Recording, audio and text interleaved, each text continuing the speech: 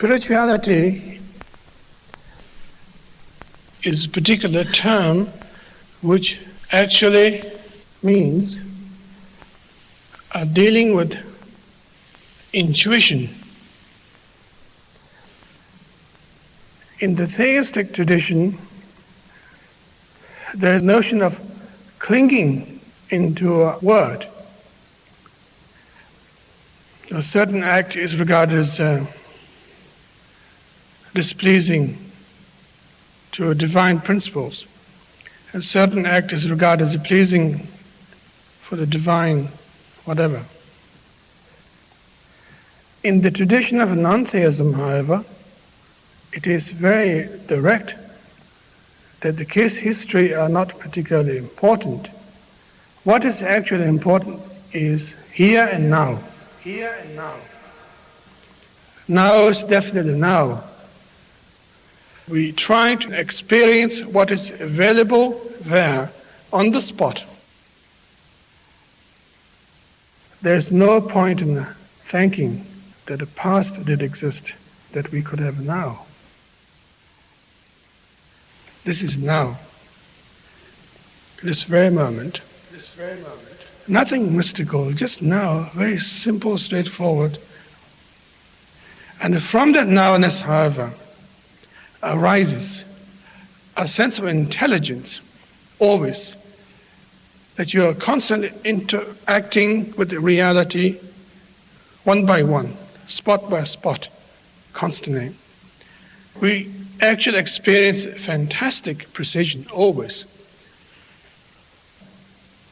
But we are threatened by the now, so we jump to the past or the future.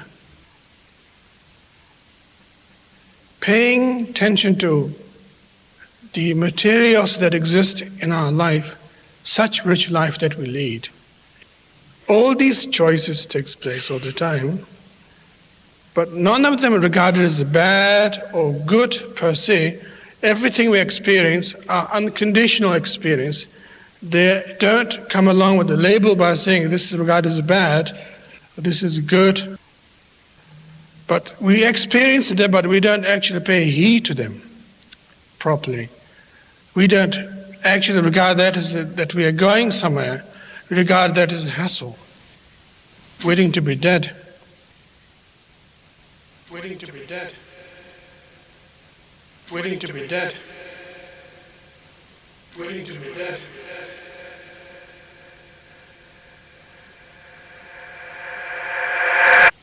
That's the problem.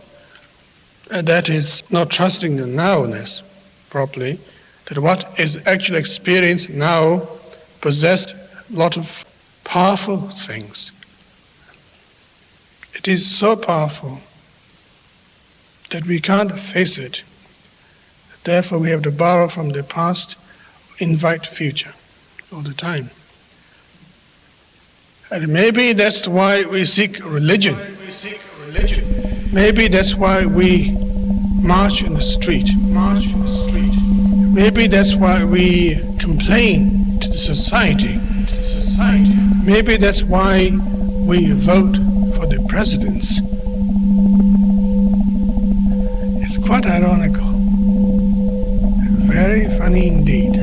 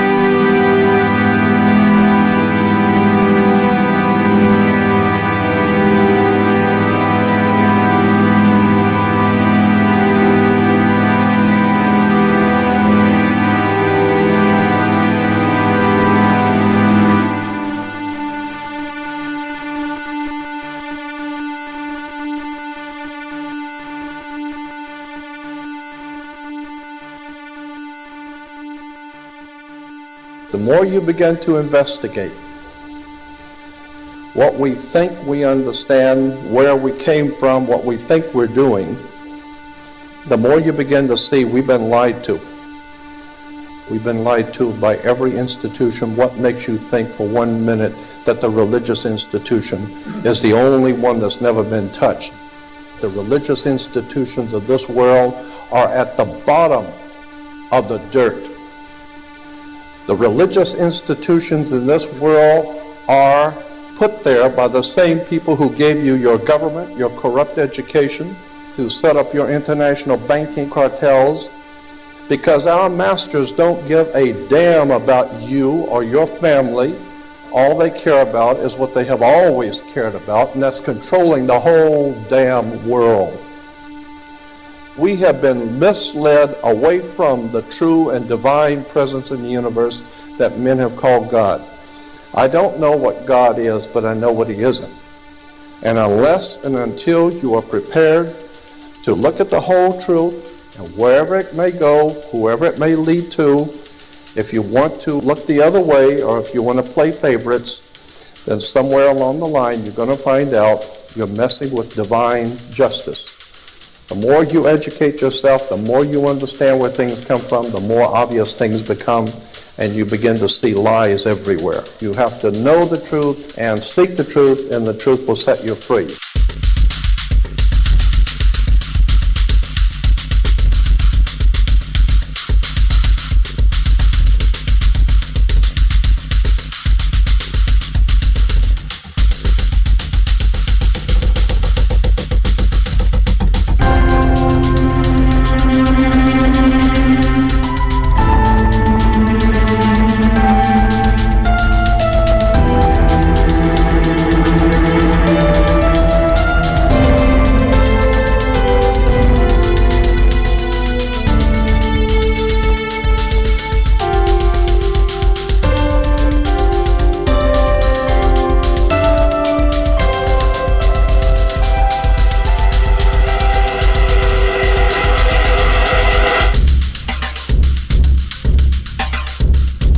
Because I gotta tell you the truth, folks. I gotta tell you the truth. When it comes to bullshit, big time, major league bullshit, you have to stand in awe of the all-time champion of false promises and exaggerated claims, religion. Think about it. Religion has actually convinced people that there's an invisible man living in the sky who watches everything you do every minute of every day. And the invisible man has a special list of 10 things he does not want you to do. And if you do any of these 10 things, he has a special place full of fire and smoke and burning and torture and anguish where he will send you to live and suffer and burn and choke and scream and cry forever and ever till the end of time. But he loves you. He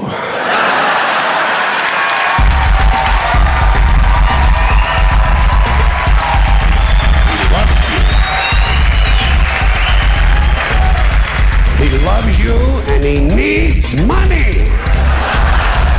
He always needs money. He's all powerful, all perfect, all knowing, and all wise. Somehow just can't handle money. Religion takes in billions of dollars, they pay no taxes, and they always need a little more. Now, you talk about a good bullshit story. Holy shit.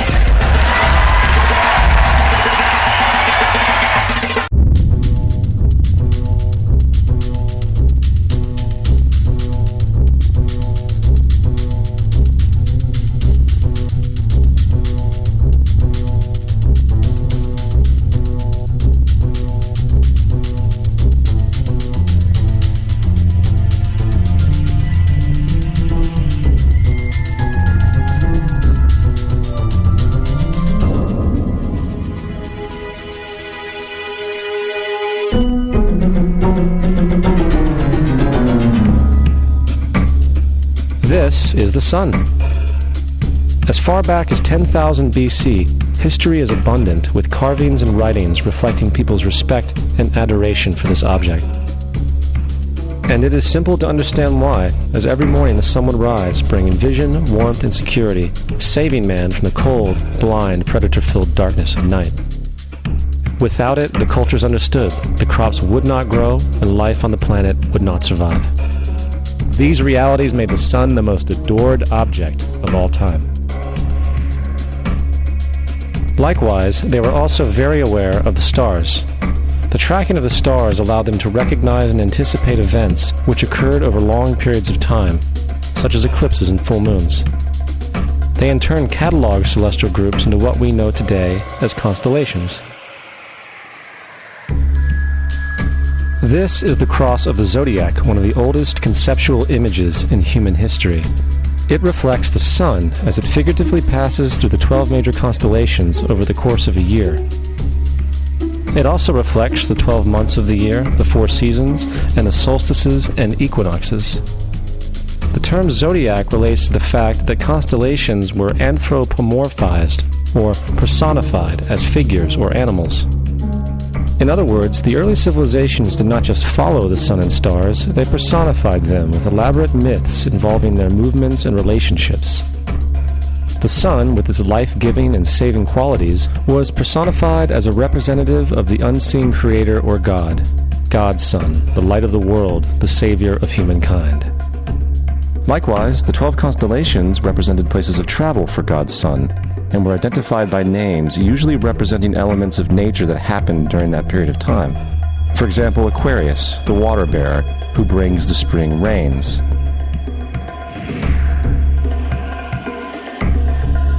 This is Horus.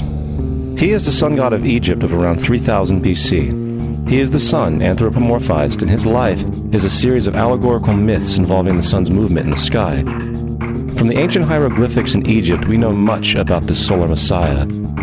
For instance, Horus, being the sun or the light, had an enemy known as Set, and Set was the personification of the darkness or night. And, metaphorically speaking, every morning Horus would win the battle against Set, while in the evening Set would conquer Horus and send him into the underworld. It is important to note that dark versus light, or good versus evil, is one of the most ubiquitous mythological dualities ever known, and is still expressed on many levels to this day. Broadly speaking, the story of Horus is as follows. Horus was born on December 25th of the Virgin Isis Mary. His birth was accompanied by a star in the east, and upon his birth he was adored by 3 kings. At the age of 12, he was a prodigal child teacher, and at the age of 30, he was baptized by a figure known as Anup, and thus began his ministry. Horus had 12 disciples he traveled about with, performing miracles such as healing the sick and walking on water. Horus was known by many gestural names such as the Truth, the Light, God's Anointed Son, the Good Shepherd, the Lamb of God, and many others. After being betrayed by Typhon, Horus was crucified, buried for 3 days, and thus resurrected. These attributes of Horus, whether original or not, seem to permeate many cultures of the world, for many other gods are found to have the same general mythological structure. Attis of Phrygia, born of the Virgin Nana on December 25th, crucified, placed in a tomb, and after 3 days was resurrected. Krishna of India, born of the Virgin Devaki, with a star in the east signaling his coming. He performed miracles with his disciples, and, upon his death, was resurrected.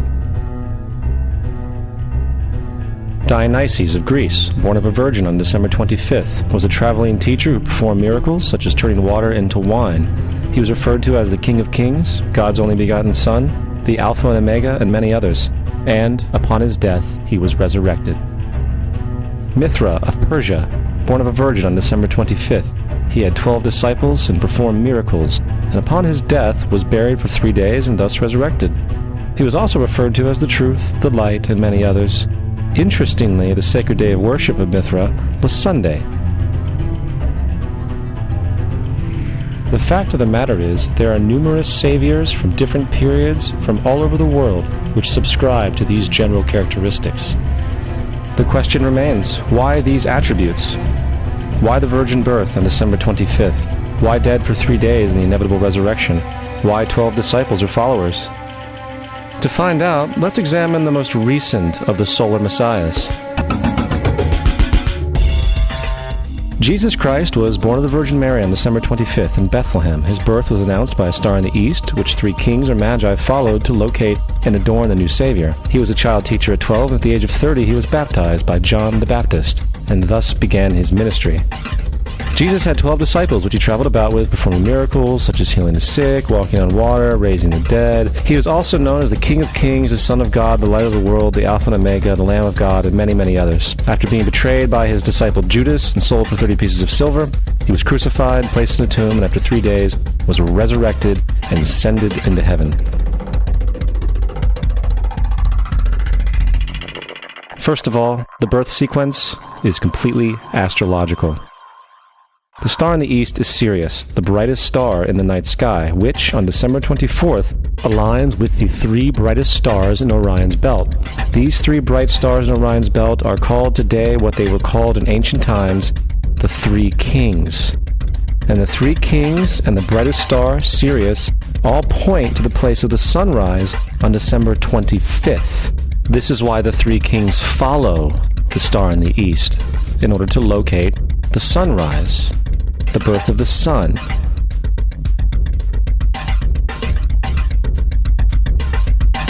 The Virgin Mary is the constellation Virgo, also known as Virgo the Virgin. Virgo in Latin means virgin. Virgo is also referred to as the house of bread, and the representation of Virgo is a virgin holding a sheaf of wheat. This house of bread and its symbol of wheat represents August and September, the time of harvest. In turn, Bethlehem, in fact, literally translates to house of bread. Bethlehem is thus a reference to the constellation Virgo, a place in the sky, not on Earth. There's another very interesting phenomenon that occurs around December 25th, or the winter solstice. From the summer solstice to the winter solstice, the days become shorter and colder. And from the perspective of the northern hemisphere, the sun appears to move south and get smaller and more scarce. The shortening of the days and the expiration of the crops when approaching the winter solstice symbolize the process of death to the ancients. It was the death of the sun. And by December 22nd, the sun's demise was fully realized, for the sun, having moved south continually for 6 months, makes it to its lowest point in the sky. Here a curious thing occurs. The sun stops moving south, at least perceivably, for 3 days. And during this 3-day pause, the sun resides in the vicinity of the Southern Cross, or Crux, constellation. And after this time, on December 25th, the sun moves 1 degree, this time north, foreshadowing longer days, warmth, and spring. And thus it was said, the sun died on the cross, was dead for 3 days, only to be resurrected or born again. This is why Jesus and numerous other sun gods share the crucifixion, 3-day death, and resurrection concept. It is the sun's transition period before it shifts its direction back into the northern hemisphere, bringing spring and thus salvation. However, they did not celebrate the resurrection of the sun until the spring equinox, or Easter. This is because at the spring equinox, the sun officially overpowers the evil darkness, as daytime thereafter becomes longer in duration than the night, and the revitalizing conditions of spring emerge. Now, probably the most obvious of all the astrological symbolism around Jesus regards the 12 disciples. They are simply the 12 constellations of the zodiac, which Jesus, being the sun, travels about with. In fact, the number 12 is replete throughout the Bible.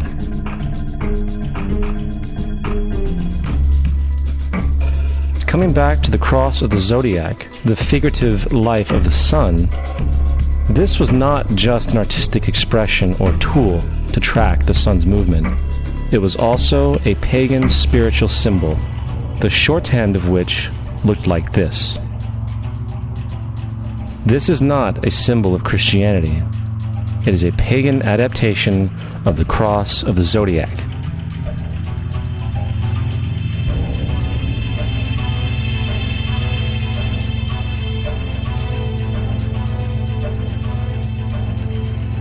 This is why Jesus in early occult art is always shown with his head on the cross, for Jesus is the Son of God, the light of the world, the risen Savior who will come again, as it does every morning, the glory of God who defends against the works of darkness as he is born again every morning and can be seen coming in the clouds up in heaven with his crown of thorns or sun rays.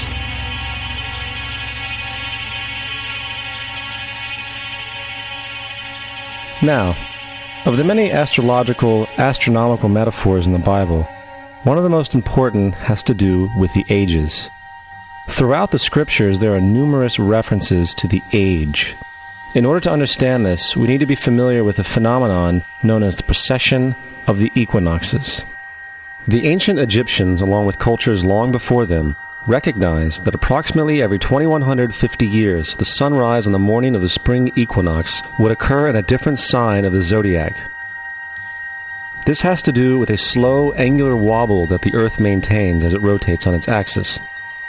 It is called a precession because the constellations go backwards rather than through the normal yearly cycle. The amount of time it takes for the precession to go through all 12 signs is roughly 25,765 years. This is also called the Great Year, and ancient societies were very aware of this, and they referred to each 2150-year period as an age. From 4300 BC to 2150 BC, it was the age of Taurus, the bull. From 2150 BC to 1 AD, it was the age of Aries, the ram. And from 1 AD to 2150 AD, it is the age of Pisces, the age we are still in to this day. And in and around 2150, we will enter the new age, the age of Aquarius. Now, the Bible reflects, broadly speaking, a symbolic movement through 3 ages while foreshadowing a 4th. In the Old Testament, when Moses comes down Mount Sinai with the 10 Commandments, he is very upset to see his people worshiping a golden bull calf. In fact, he shattered the stone tablets and instructed his people to kill each other in order to purify themselves. Most biblical scholars will attribute this anger to the fact that the Israelites were worshiping a false idol or something to that effect. The reality is, the golden bull is Taurus the bull, and Moses represents the new age of Aries the ram. This is why Jews even today still blow the ram's horn. Moses represents the new age of Aries, and upon the new age, everyone must shed the old age. Other deities mark these transitions as well, such as Mithra, a pre-Christian god who kills the bull in the same symbology. Now Jesus is the figure who ushers in the age following Aries, the age of Pisces, or the 2 fish. Fish symbolism is very abundant in the New Testament. Jesus feeds 5,000 people with bread and 2 fish. When he begins his ministry walking along Galilee, he befriends 2 fishermen who follow him. And I think we have all seen the Jesus fish on the back of people's cars.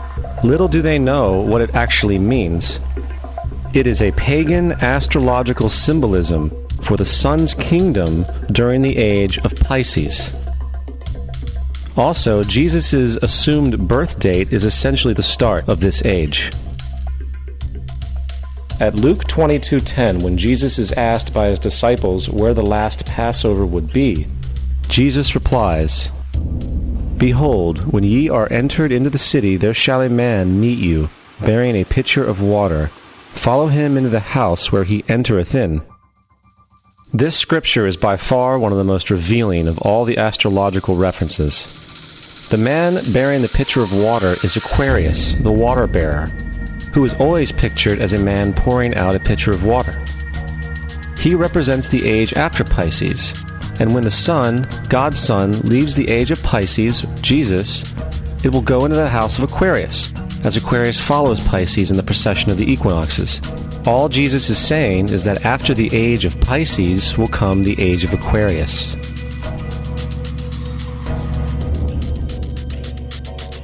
Now, we have all heard about the end times and the end of the world. The cartoonish depictions in the book of Revelation aside, The main source of this idea comes from Matthew 28:20, where Jesus says, "I will be with you even to the end of the world." However, in the King James Version, world is a mistranslation, among many mistranslations. The actual word being used is eon, which means age. I will be with you even to the end of the age, which is true, as Jesus' solar Piscean personification will end when the sun enters the age of Aquarius. The entire concept of end times and the end of the world is a misinterpreted astrological allegory. Let's tell that to the approximately 100 million people in America who believe the end of the world is coming. Furthermore, the character of Jesus being a literary and astrological hybrid is most explicitly a plagiarization of the Egyptian sun god Horus. For example, inscribed about 3,500 years ago on the walls at the Temple of Luxor in Egypt are images of the Annunciation, the miracle conception, the birth, and the adoration of Horus. The images begin with Thoth announcing to the Virgin Isis that she will conceive Horus, then Neph, the Holy Ghost, impregnating the Virgin, and then the virgin birth and the adoration. This is exactly the story of Jesus' miracle conception. In fact, the literary similarities between the Egyptian religion and the Christian religion are staggering.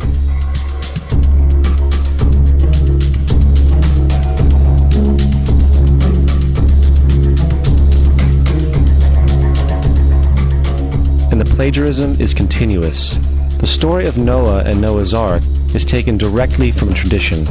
The concept of the Great Flood is ubiquitous throughout the ancient world, with over 200 cited claims in different periods and times. However, one need look no further for a pre-Christian source than the Epic of Gilgamesh, written in 2600 BC.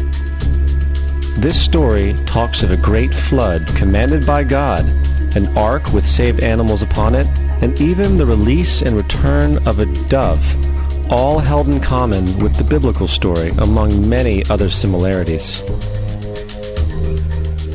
And then there is the plagiarized story of Moses. Upon Moses' birth, it is said that he was placed in a reed basket and set adrift in a river in order to avoid infanticide. He was later rescued by a daughter of royalty and raised by her as a prince.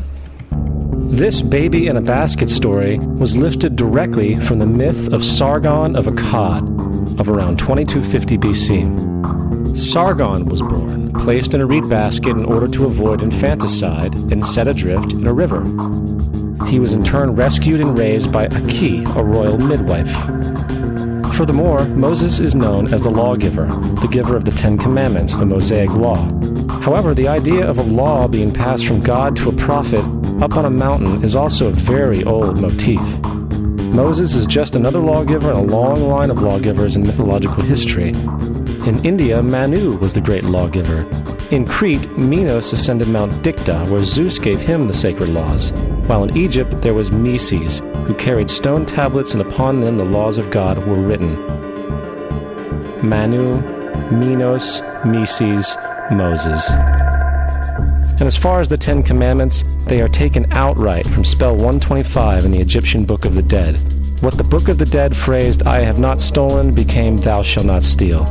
"I have not killed," became "Thou shalt not kill." "I have not told lies," became "Thou shalt not bear false witness," and so forth. In fact, the Egyptian religion is likely the primary foundational basis for the Judeo-Christian theology. Baptism, afterlife, final judgment, virgin birth, death and resurrection, crucifixion, the Ark of the Covenant, circumcision, saviors, Holy Communion, Great Flood, Easter, Christmas, Passover, and many, many more are all attributes of Egyptian ideas long predating Christianity and Judaism. Justin Martyr, one of the first Christian historians and defenders, wrote, "When we say that he, Jesus Christ, our teacher, was produced without sexual union, was crucified and died and rose again and ascended into heaven, we propound nothing different from what you believe regarding those who you esteem sons of Jupiter." In a different writing, Justin Martyr said, "He was born of a virgin, except this in common with what you believe of Perseus." It's obvious that Justin and other early Christians knew how similar Christianity was to the pagan religions.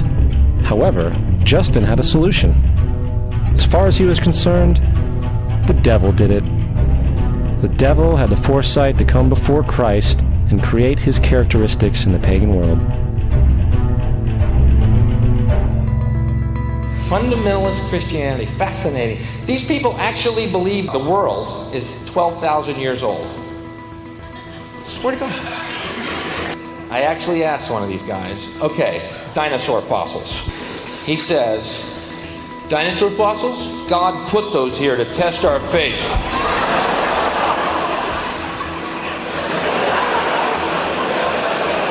I think God put you here to test my faith, dude.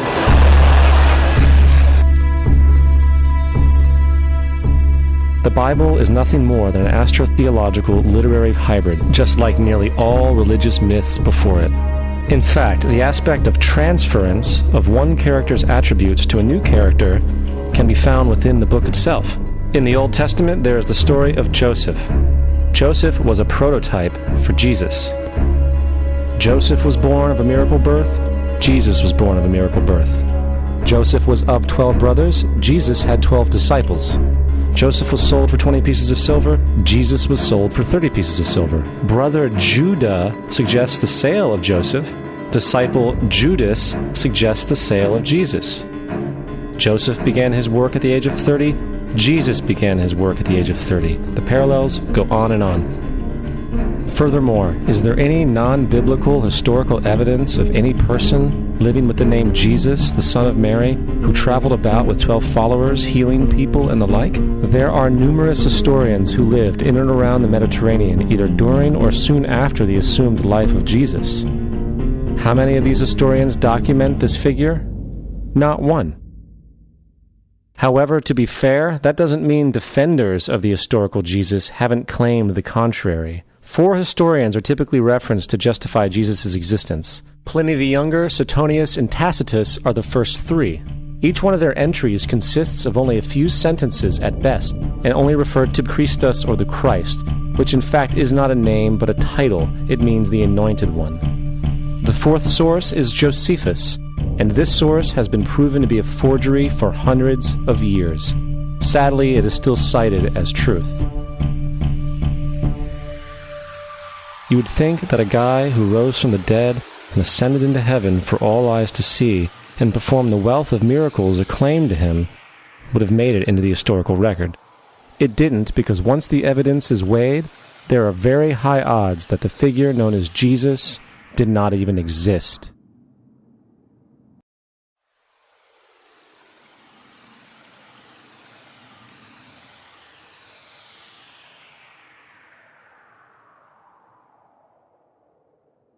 We don't want to be unkind, but we want to be factual. We don't want to cause hurt feelings, but we want to be academically correct in what we understand and know to be true. Christianity just is not based on truth.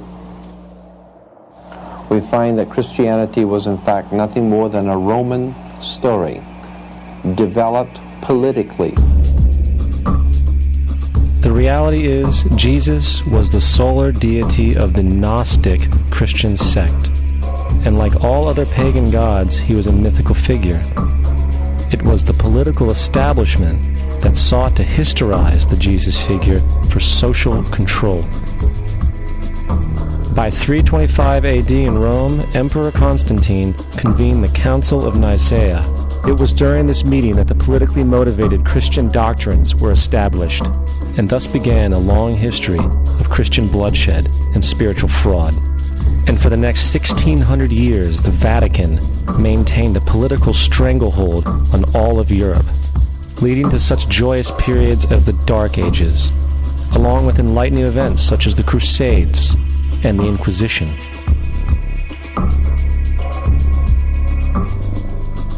Christianity, along with all other theistic belief systems, is the fraud of the age. It serves to detach the species from the natural world, and likewise each other. It supports blind submission to authority. It reduces human responsibility to the effect that God controls everything, and in turn awful crimes can be justified in the name of a divine pursuit. And most importantly, it empowers those who know the truth, but use the myth to manipulate and control societies.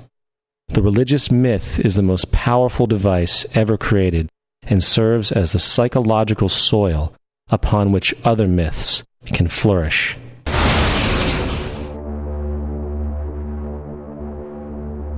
A myth is an idea that, while widely believed, is false. In a deeper sense, in the religious sense, a myth serves as an orienting and mobilizing story for a people. The focus is not on the story's relation to reality, but on its function. A story cannot function unless it is believed to be true in the community or the nation. It is not a matter of debate. If some people have the bad taste to raise the question of the truth of the sacred story, the keepers of the faith do not enter into debate with them. They ignore them or denounce them as blasphemers. It is wrong, blasphemous, and sinful for you to suggest, imply, or help other people come to the conclusion that the U.S. government killed 3,000 of its own citizens.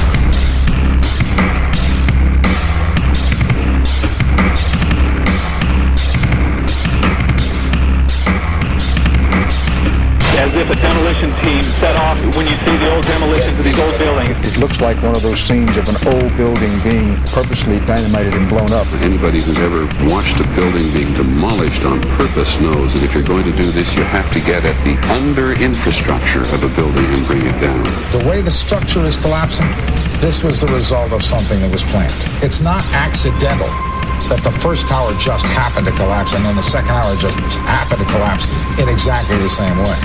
How they accomplished this, we don't know. The building collapsed to dust. You don't find a desk. You don't find a chair. You don't find a telephone, a computer. The biggest piece of a telephone I found was half of the keypad, and it was about this big.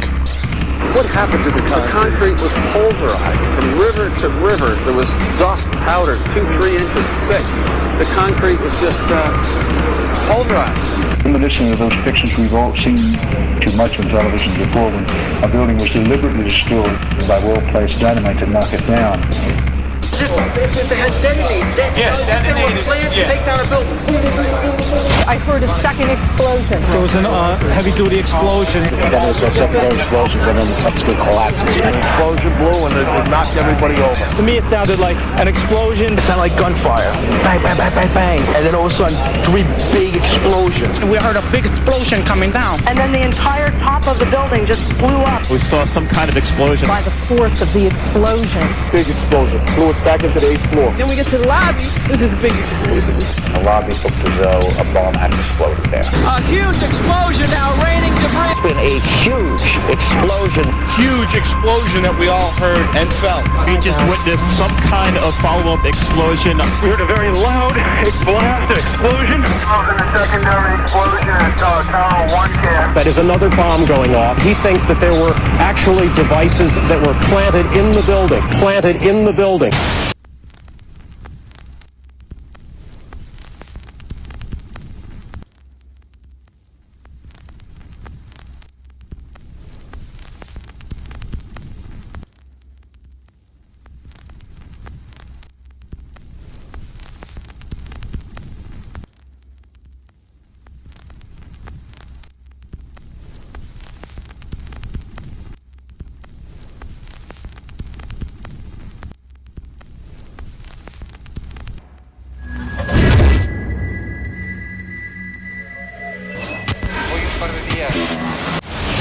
I don't think anybody could have predicted that they would try to use an airplane as a missile, a hijacked airplane as a missile. Nobody in our government, at least, and I don't think the prior government that could envision flying airplanes into buildings. No specific threat involving really a domestic operation or involving what happened, obviously, the city's airliner and so forth. There were no warning signs that I'm aware of. USA Today reports that in the 2 years before the attacks on September the 11th, NORAD conducted exercises using hijacked airliners as weapons.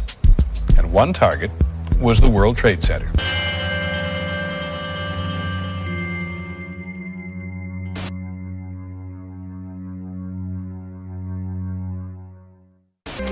In confidential documents from the Philippines obtained by CNN, the plan was clear. He will board any American commercial aircraft, control its cockpit, and dive it at the CIA headquarters. Other buildings targeted the Pentagon and the World Trade Center. Security in counterterrorism was blinking red, in the words of George Tenet, that the warnings of an imminent attack were so severe that something dramatic should have been done. It was unparalleled. Instead, our president went on a month-long vacation.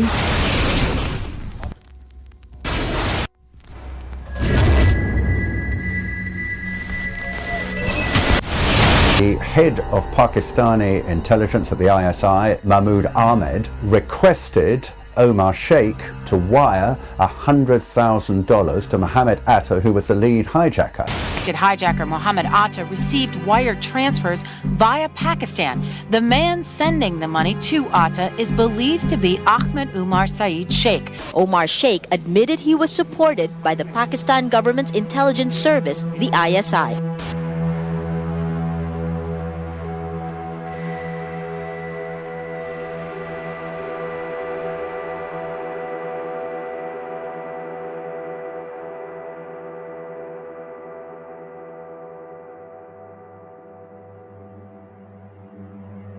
Although we are told that 4 or 5 of the alleged hijackers were on each of the flights.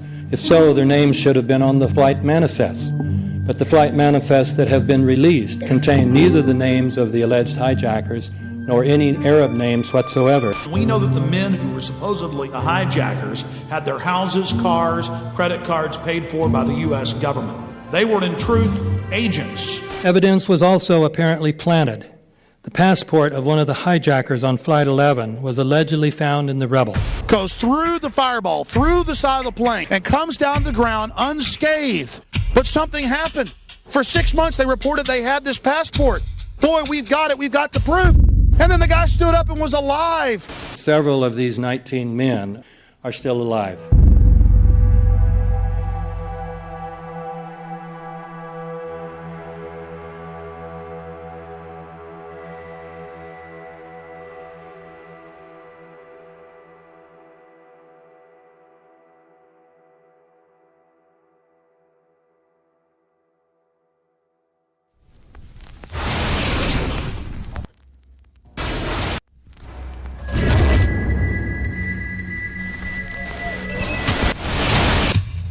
Of course we're after Saddam Hussein, bin Laden. He's January 2001, the Bush administration orders the FBI and intelligence agencies to back off investigations involving the bin Laden family, including 2 of Osama bin Laden's relatives, who were living, guess where, in Falls Church, Virginia, right next to CIA headquarters. When he was already America's most wanted criminal, he reportedly spent 2 weeks in the American hospital in Dubai, was treated by an American doctor, and visited by the local CIA agent. We have not seen one piece of evidence that links Osama bin Laden directly to the planning stages of September 11th. This failure to provide proof was later said to be unnecessary because bin Laden, in a video allegedly found in Afghanistan, admitted responsibility for the attacks. This confession is now widely cited as proof. But the man in this video has darker skin, fuller cheeks, and a broader nose than the Osama bin Laden of all other videos. We again seem to have planted evidence. In 1976, Osama's older brother Salim bin Laden hired a man in Texas by the name of Jim Bath to handle all the investments in the United States for the bin Laden family. Jim Bath also happens to be a personal, almost lifelong friend and former Air National Guard pilot with George W. Bush. The connections between the Bushes and the bin Ladens become much more clear when George Herbert Walker Bush made trips to Saudi Arabia in 1998 and 2000 to meet with the bin Laden family on behalf of a company called the Carlyle Group.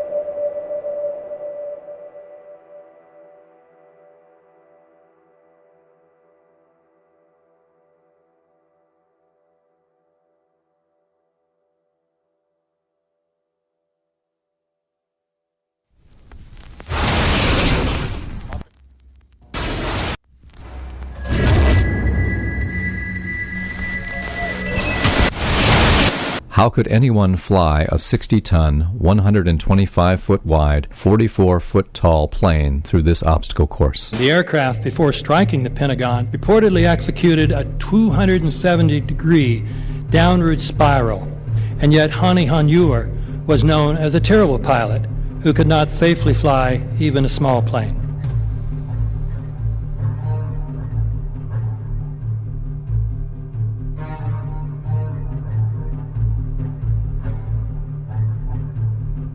No seats, no luggage, no bodies.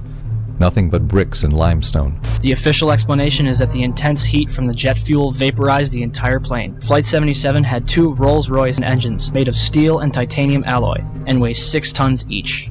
It is scientifically impossible that 12 tons of steel and titanium was vaporized by jet fuel. We're also told that the bodies were able to be identified either by their fingerprints or by the DNA. So what kind of fire can vaporize aluminum and tempered steel and yet leave human bodies intact? From my close-up inspection, there's no evidence of a plane having crashed anywhere near the Pentagon. And as I said, the only pieces left that you can see are small enough that you could pick up in your hand. Shortly after the strike, government agents picked up debris and carried it off. The entire lawn was covered with dirt and gravel, so that any remaining forensic evidence was literally covered up. The videos from security cameras, which would show what really hit the Pentagon, were immediately confiscated by agents of the FBI, and the Department of Justice has to this day refused to release them. If these videos would prove that the Pentagon was really hit by a 757, most of us would assume the government would release them.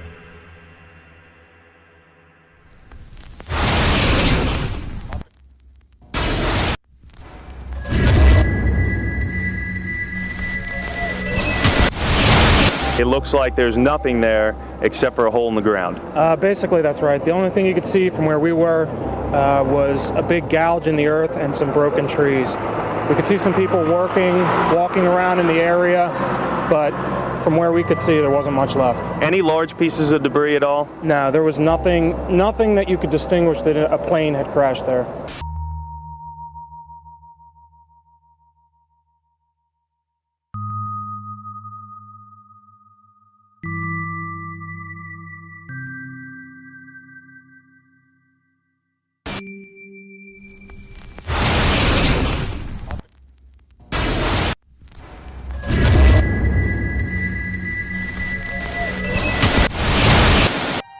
Pancake theory, according to which the fires, while not melting the steel, heated it up sufficiently to cause the floors weakened by the airplane strikes to break loose from the steel columns, and this started a chain reaction. So you would expect then from that theory, which is the official theory, to see a whole stack of floors piled up on top of each other and then a spindle of core columns standing too. The core of each of the twin towers consisted of 47 massive steel columns. If the floors had broken loose from them, these columns would have still been sticking up into the air 1,000 feet. The plane did not cut all those core columns.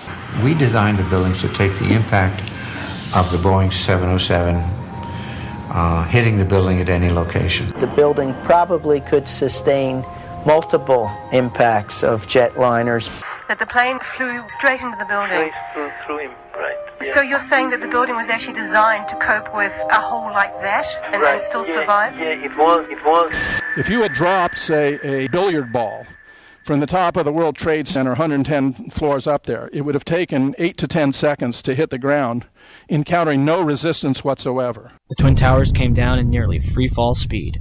200,000 tons of steel shatters and explodes outwards over 500 feet. This means that floors shattered at an average rate of about 10 floors per second. There is no scenario for a pancake effect of buildings falling that allows them to fall at the rate of free fall. Now what can do that? What can move mass out of the way? Explosives.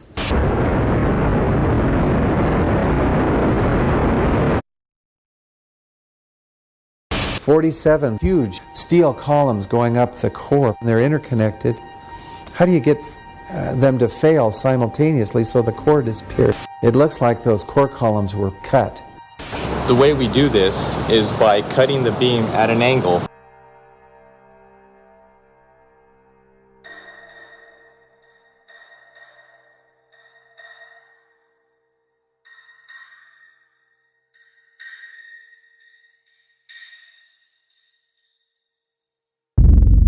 I started looking at the molten metal. All three buildings, both towers in the rubble, in the basement areas, and Building 7, there's these pools of molten metal.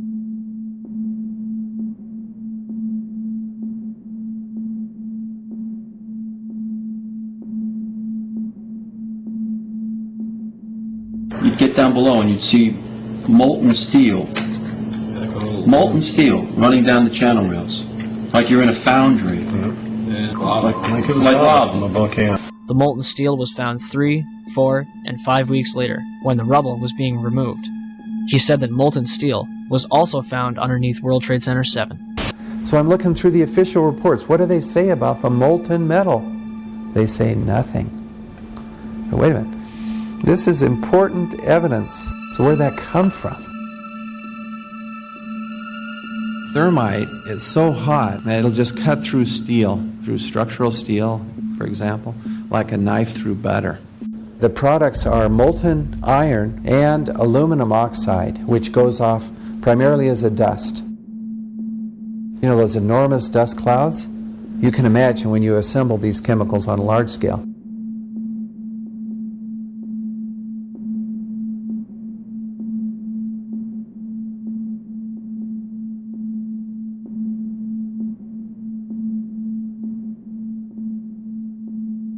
Molten metal pools under both towers after they collapsed, and Building 7. Now, Building 7 wasn't even hit by a jet.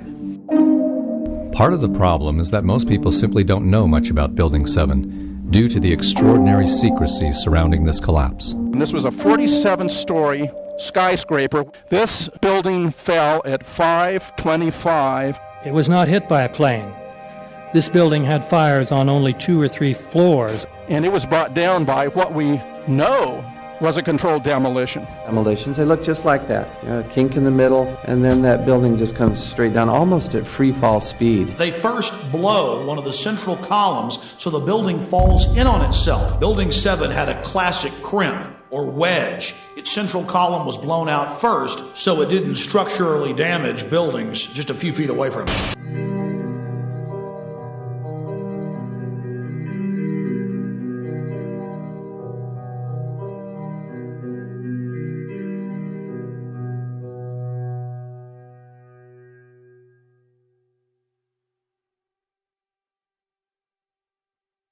Our office was on the B1 level. As I was talking to a supervisor at 8:46, and all of a sudden we hear, boom!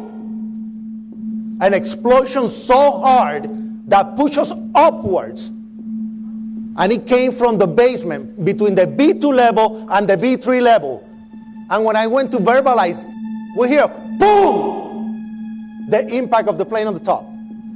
As I'm walking by the main freight corridor building in the corridor, that's when I got blown.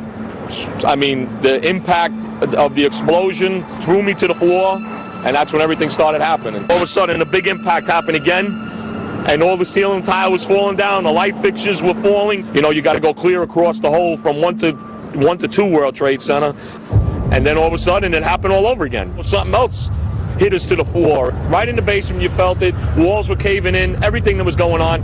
I mean, I know of people that got killed in the basement. I know of people that got broken legs in the basement. People that got reconstructive surgery because the walls hit them in the face.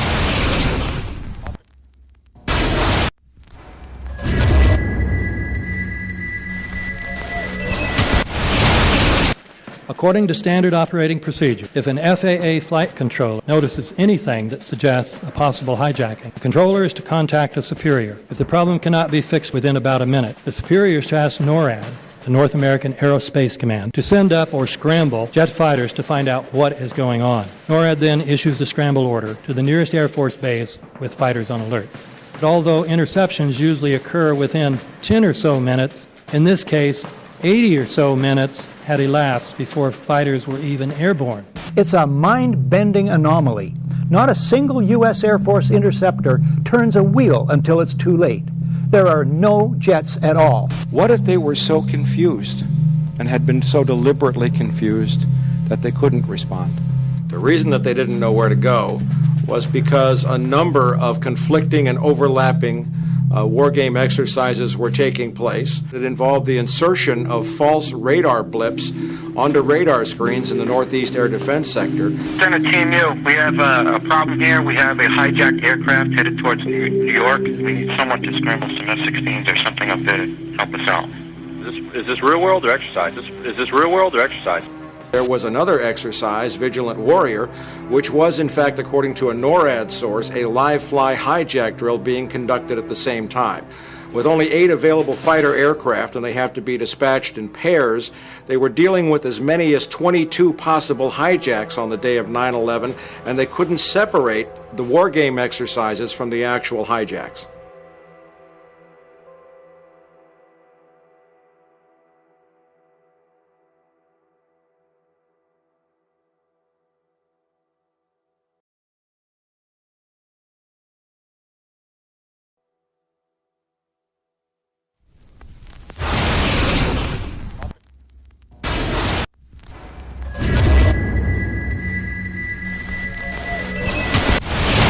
Page 172. The U.S. government has not been able to determine the origin of the money used for the 9/11 attacks. Ultimately, the question is of little practical significance. The American authorities have not managed to trace the source of the funding. And then the most amazingly disingenuous statement, ultimately, is it of little consequence. It is of massive consequence. Doesn't it matter who paid for 9/11? The collapse of Building 7 has been recognized as especially difficult to explain. The 9/11 Commission report implicitly admitted that it could not explain the collapse of this building by not even mentioning it.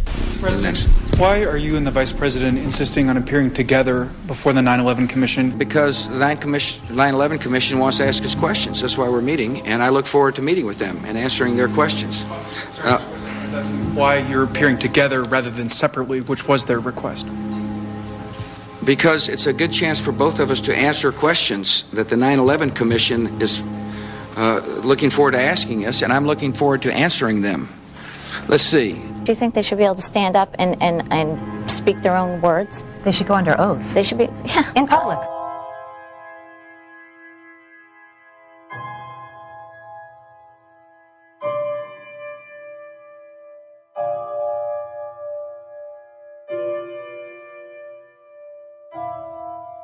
Don't you think that the families deserve to have a transcript or to be able to see what you Adam, said? you asked me that question yesterday. I got the same answer, yeah. The final report was a unanimous report. That means that if there was a single commissioner who had any objection about anything, that fact would be dropped from the report. We have found out that he not only served on the transition team of the Bush administration, that he was a person who wrote a draft memo for the setup of the Bush administration's National Security Council, that he was an individual who wrote the preemptive war strategy that was eventually used for the war in Iraq, that he is a close friend of Condoleezza Rice's. We want him to resign. There is literally nothing in the 9/11 report that the Bush administration did not approve of. We can understand, therefore, why the Commission, under Zelikow's leadership, would have ignored all the evidence that would point to the truth, that 9/11 was a false flag operation intended to authorize the doctrines and funds needed for a new level of imperial mobilization.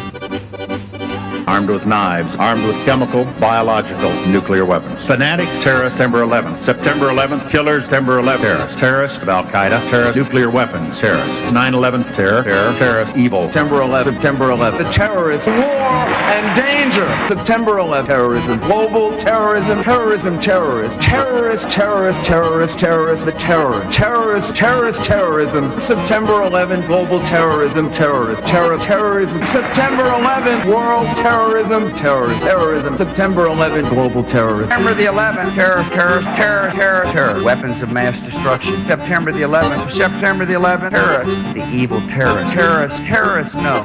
Terrorism. The words are hypnotically repeated. Terrorism, terrorist, terrorist threat, and of course, believed to be linked to Al-Qaeda. But it's the so-called war on terrorism that's in our faces practically 24/7 as the inescapable focus of our existence. One day, our grandchildren will look back on this time and ask, how was the war on terror won?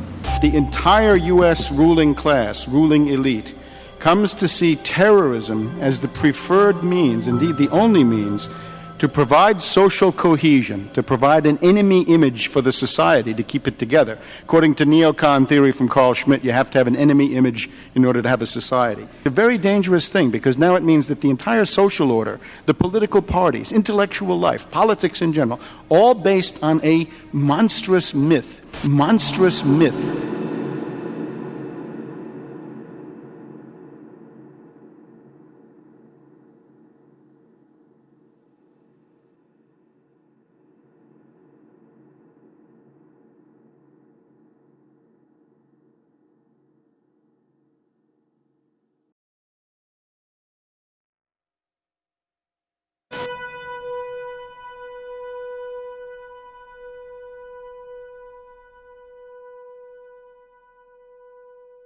Look, the CIA has done in this country, what they've done to us is unbelievable.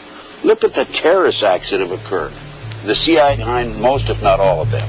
We had the Marine Barracks. We had our embassy in Kenya. We had Pan Am 103. We had the USS Cole. We had Oklahoma City. We had the World Trade Center in 1993.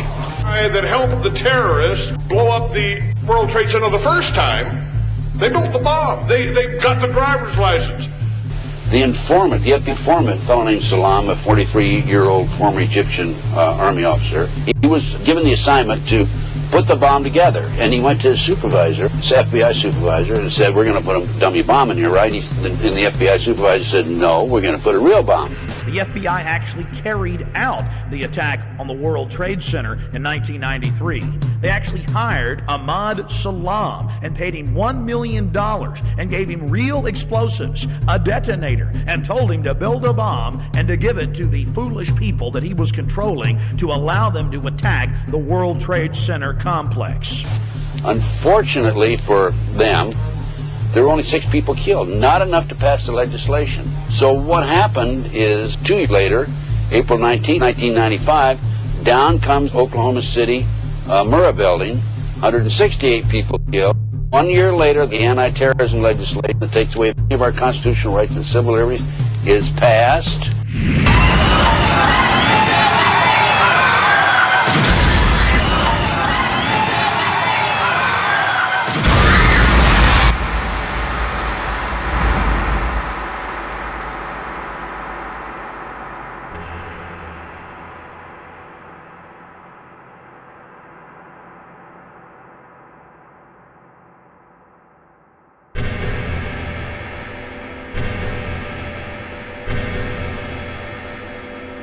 Because at 9:30 this morning, we were actually running an exercise for over a company of 1,000 people in London, based on simultaneous bombs going off precisely at the railway stations that happened this morning.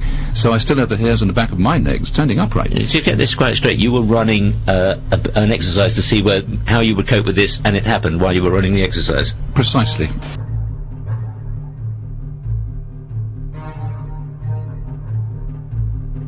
Supposed to believe is some kind of coincidence, there was also an anti-terrorist drill going on 7/7.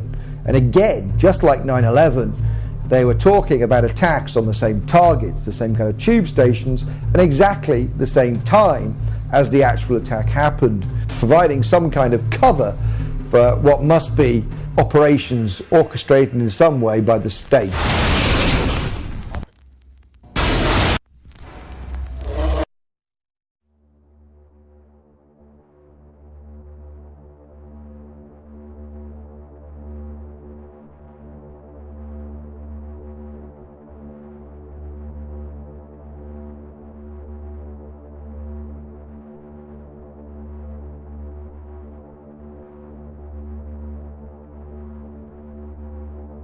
I am absolutely appalled at how much people in this country do not think. We are given to understand that an Arabic guy out there up in the mountains financed the most elaborate attack on this country. Do you think some people in a cave were able to have NORAD stand down? Do you think that people in a cave were able to have all of this happen? And when I think about how many Americans were killed in New York City, and believing as I do that this thing was a setup job, this is a textbook operation that Nazis used, and they've used it over and over again. America has been suckered in one more time. I don't have to tell you things are bad. Everybody knows things are bad. The dollar buys a nickel's worth. Banks are going bust. Shopkeepers keep a gun under the counter. Punks are running wild in the street. There's nobody anywhere who seems to know what to do, and there's no end to it. We know the air is unfit to breathe, and our food is unfit to eat. We sit watching our TVs while some local newscaster tells us that today we had 15 homicides and 63 violent crimes, as if that's the way it's supposed to be. We know things are bad, worse than bad. They're crazy. It's like everything everywhere is going crazy, so we don't go out anymore. We sit in the house, and slowly the world we're living in is getting smaller, and all we say is, please, at least leave us alone in our living rooms. Let me have my toaster and my TV and my steel-belted radios, and I won't say anything. Just leave us alone. Well, I'm not going to leave you alone. I want you to get mad. I don't want you to protest. I don't want you to riot. I don't want you to write to your congressmen because I wouldn't know what to tell you to write. I don't know what to do about the depression and the inflation and the Russians and the crime in the street. All I know is that first, you've got to get mad. You've got to say, I'm a human being. God damn it. My life has value.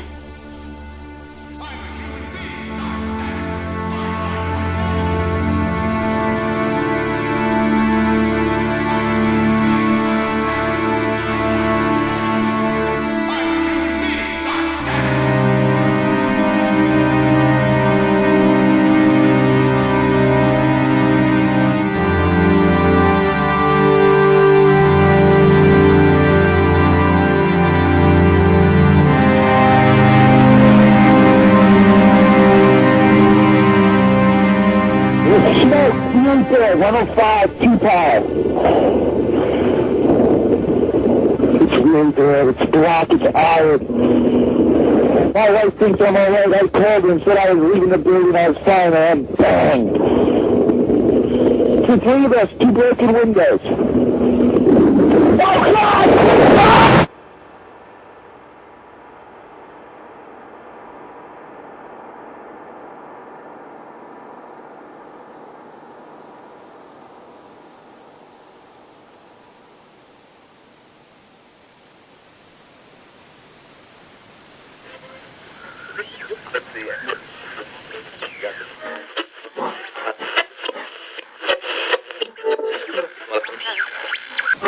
When hostilities commenced in Europe in 1939, it was realized that the American people had no intention of entering the war.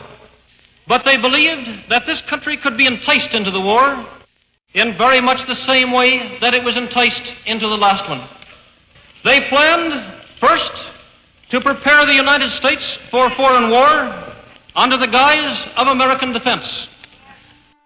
Second, to involve us in the war step by step without our realization. Third, to create a series of incidents which would force us into the actual conflict.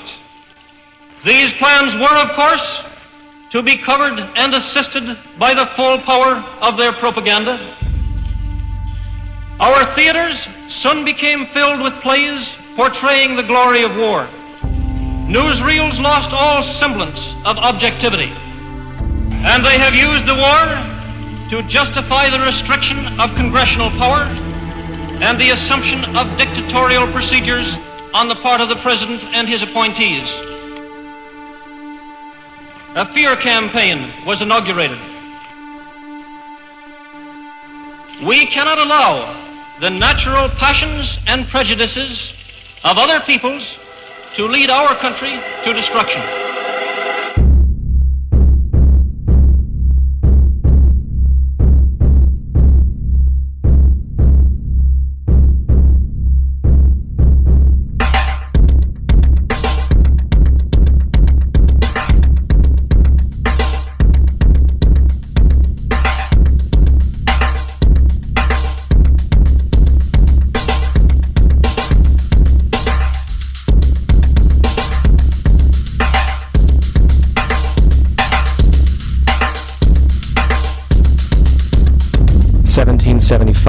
The American Revolutionary War began as the American colonies sought to detach from England and its oppressive monarchy.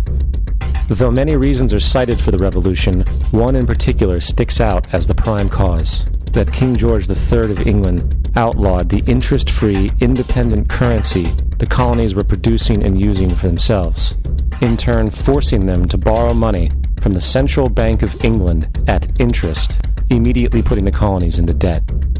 And, as Benjamin Franklin later wrote, the refusal of King George III to allow the colonies to operate an honest money system which freed the ordinary man from the clutches of the money manipulators was probably the prime cause of the revolution. In 1783, America won its independence from England. However, its battle against the central bank concept and the corrupt, greed-filled men associated with it had just begun. So what is a central bank? A central bank is an institution that produces the currency of an entire nation. Based on historical precedent, two specific powers are inherent in central banking practice: the control of interest rates and the control of the money supply, or inflation. The central bank does not simply supply a government's economy with money, it loans it to them at interest. Then, through the use of increasing and decreasing the supply of money, the central bank regulates the value of the currency being issued. It is critical to understand that the entire structure of this system can only produce one thing in the long run: debt. It doesn't take a lot of ingenuity to figure this scam out. For every single dollar produced by the central bank is loaned at interest. That means every single dollar produced is actually the dollar plus a certain percent of debt based on that dollar.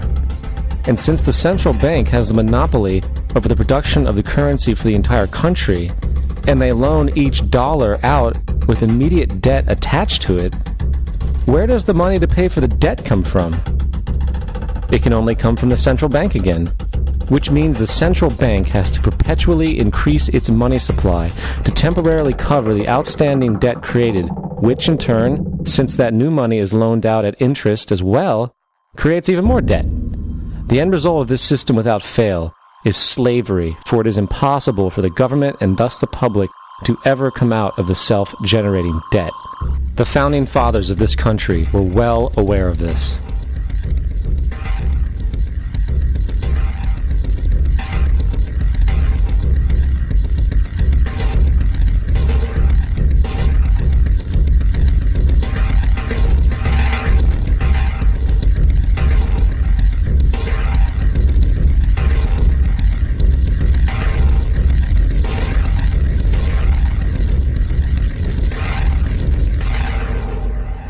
By the early 20th century, the U.S. had already implemented and removed a few central banking systems, which were swindled into place by ruthless banking interests.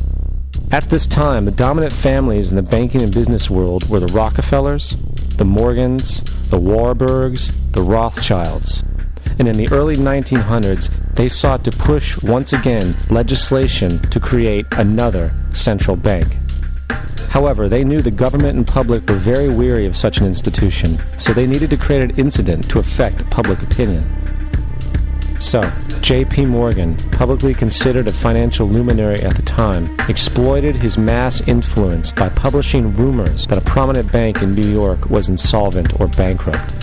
Morgan knew this would cause mass hysteria, which would affect other banks as well. And it did. The public, in fear of losing their deposits, immediately began mass withdrawals. Consequently, the banks were forced to call in their loans, causing the recipients to sell their property, and thus a spiral of bankruptcies, repossessions, and turmoil emerged. Putting the pieces together a few years later, Frederick Allen of Life magazine wrote, "The Morgan interests took advantage to precipitate the panic, guiding it shrewdly as it progressed." Unaware of the fraud, the Panic of 1907 led to a congressional investigation headed by Senator Nelson Aldrich, who had intimate ties to the banking cartels and later became part of the Rockefeller family through marriage. The commission, led by Aldrich, recommended a central bank should be implemented so a panic like 1907 could never happen again. This was the spark the international bankers needed to initiate their plan. In 1910, a secret meeting was held at a J.P. Morgan estate on Jekyll Island off the coast of Georgia. It was there that the central banking bill called the Federal Reserve Act was written. This legislation was written by bankers, not lawmakers. This meeting was so secretive, so concealed from government and public knowledge that the 10 or so figures who attended disguised their names when en route to the island. After this bill was constructed, it was then handed over to their political frontman, Senator Nelson Aldrich, to push through Congress. And in 1913, with heavy political sponsorship by the bankers, Woodrow Wilson became president, having already agreed to sign the Federal Reserve Act in exchange for campaign support. And 2 days before Christmas, when most of Congress was at home with their families, the Federal Reserve Act was voted in, and Wilson in turn made it law. Later, Woodrow Wilson wrote, in regret,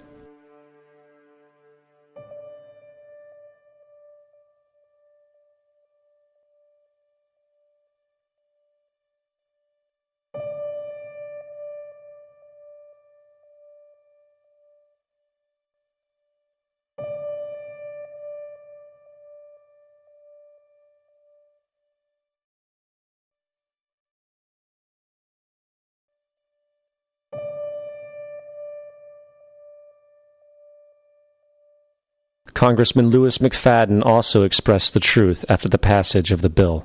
A world banking system was being set up here, a superstate controlled by international bankers, acting together to enslave the world for their own pleasure. The Fed has usurped the government. Now, the public was told that the Federal Reserve System was an economic stabilizer, and inflation and economic crises were a thing of the past. Well, as history has shown, nothing is further from the truth. The fact is, the international bankers now had a streamlined machine to expand their personal ambitions. It's alive! It's alive! It's alive! For example, from 1914 to 1919, the Fed increased the money supply by nearly 100%, resulting in extensive loans to small banks and the public.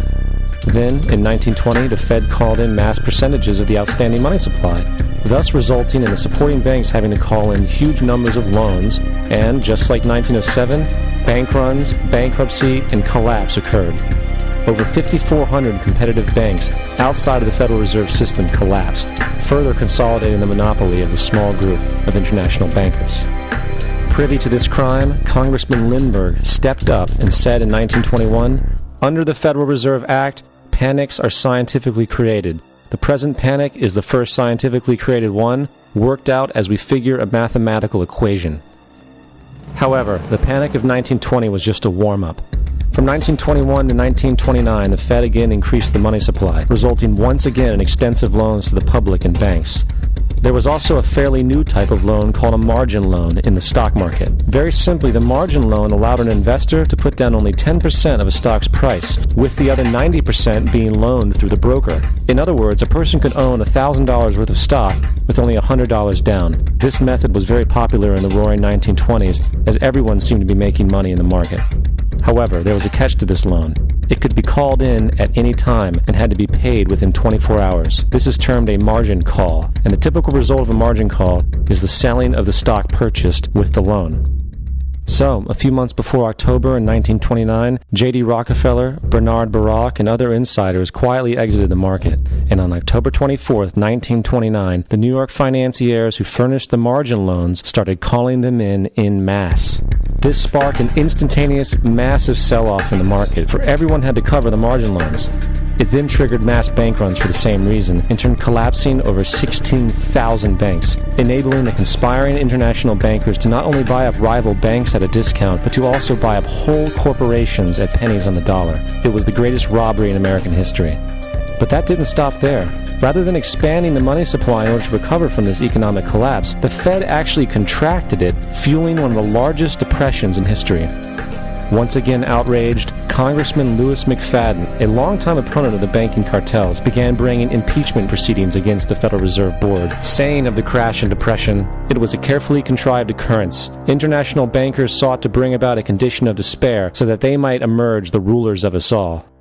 Not surprisingly, and after 2 previous assassination attempts, McFadden was poisoned at a banquet before he could push for the impeachment. Now, having reduced the society to squalor, the Federal Reserve bankers decided that the gold standard should be removed. In order to do this, they needed to acquire the remaining gold in the system. So, under the pretense of helping to end the Depression, came the 1933 gold seizure. Under the threat of imprisonment for 10 years, everyone in America was required to turn in all gold bullion to the Treasury, essentially robbing the public of what little wealth they had left. And at the end of 1933, the gold standard was abolished. If you look at a dollar bill from before 1933, it says it is redeemable in gold. You look at a dollar bill today, it says it is legal tender, which means it is backed by absolutely nothing. It is worthless paper. The only thing that gives our money value is how much of it is in circulation. Therefore, the power to regulate the money supply is also the power to regulate its value, which is also the power to bring entire economies and societies to its knees.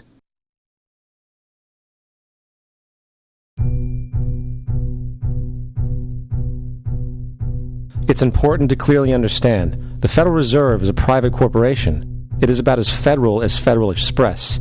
It makes its own policies and is under virtually no regulation by the U.S. government. It is a private bank that loans all the currency at interest to the government, completely consistent with the fraudulent central banking model that the country sought to escape from when it declared independence in the American Revolutionary War. Now, going back to 1913, the Federal Reserve Act was not the only unconstitutional bill pushed through Congress. They also pushed the federal income tax.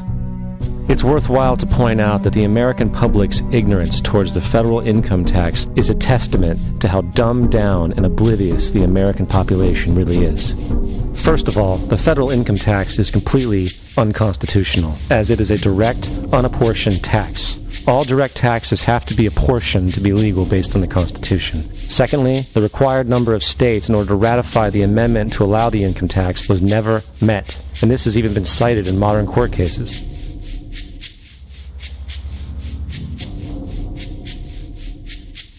Third, at the present day, roughly 25% of the average worker's income is taken via this tax. And guess where that money goes? It goes to pay the interest on the currency being produced by the fraudulent Federal Reserve Bank, a system that does not have to exist at all. The money you make working almost 3 months out of the year goes almost literally into the pockets of the international bankers who own the private Federal Reserve Bank. And fourth, even with the fraudulent government claim as to the legality of the income tax, there is literally no statute, no law in existence that requires you to pay this tax, period. I really expected that, of course, there's a law that you can point to in the law book, the code, that requires you to file a tax return. Of course there is. I was at that point where I couldn't find the statute that clearly made a person liable, at least not me and most people I know. And I had no choice in my mind except to resign. Based on the research that I did throughout the year 2000 and that I'm still doing, I have not found that law. I've asked Congress, we've asked a lot of people in the IRS commissioners, helpers. They can't answer, because if they answer, the American people are going to know that this whole thing is a fraud. I haven't filed an federal income tax return since I left. I have not filed a tax return since 1999. The income tax is nothing less than the enslavement of the entire country. Now, the control of the economy and the perpetual robbery of wealth is only one side of the Rubik's Cube the bankers hold in their hands. The next tool for profit and control is war. Since the inception of the Federal Reserve in 1913, a number of large and small wars have commenced. The three most pronounced were World War I, World War II, and Vietnam. World War I. In 1914, European wars broke out centered around England and Germany. The American public wanted nothing to do with the war. In turn, President Woodrow Wilson publicly declared neutrality. However, under the surface, the U.S. administration was looking for any excuse it could find to enter it. In a noted observation by Secretary of State William Jennings, the large banking interests were deeply interested in the World War because of the wide opportunities for large profits. It's important to understand that the most lucrative thing that can happen for the international bankers is war, for it forces the country to borrow even more money from the Federal Reserve Bank at interest. Woodrow Wilson's top advisor and mentor was Colonel Edward House, a man with intimate connections with the international bankers who wanted in the war. In a documented conversation between Colonel House, Wilson's advisor, and Sir Edward Grey, the Foreign Secretary of England, regarding how to get America into the war, Grey inquired, "What will Americans do if Germans sink an ocean liner with American passengers on board?" House responded, "I believe that a flame of indignation would sweep the United States, and that by itself would be sufficient to carry us into war." So, on May 7, 1915, on essentially the suggestion of Sir Edward Grey, a ship called the Lusitania was deliberately sent into German-controlled waters where German military vessels were known to be. And, as expected, German U-boats torpedoed the ship, exploding stored ammunition, killing 1,200 people. To further understand the deliberate nature of this setup, the German embassy actually put advertisements in the New York Times telling people that if they boarded the Lusitania, they did so at their own risk, as such a ship sailing from America to England through the war zone would be liable to destruction. In turn, and as anticipated, the sinking of the Lusitania caused a wave of anger among the American population, and America entered the war a short time after. The First World War caused 323,000 American deaths. J.D. Rockefeller made $200 million off of it. Not to mention the war cost about $30 billion for America, most of which was borrowed from the Federal Reserve Bank at interest, furthering the profits of the international bankers. World War II. On December 7, 1941, Japan attacked the American fleet at Pearl Harbor, triggering our entry into that war. President Franklin D. Roosevelt declared the attack was a day that will live in infamy. A day of infamy indeed, but not because of the alleged surprise attack on Pearl Harbor. After 60 years of surfacing information, it is clear that not only was the attack on Pearl Harbor known weeks in advance, it was outright wanted and provoked. Roosevelt, whose family had been New York bankers since the 18th century, whose uncle Frederick was on the original Federal Reserve Board, was very sympathetic to the interests of the international bankers, and the interest was to enter the war, as we've seen, nothing is more profitable for international bankers than war.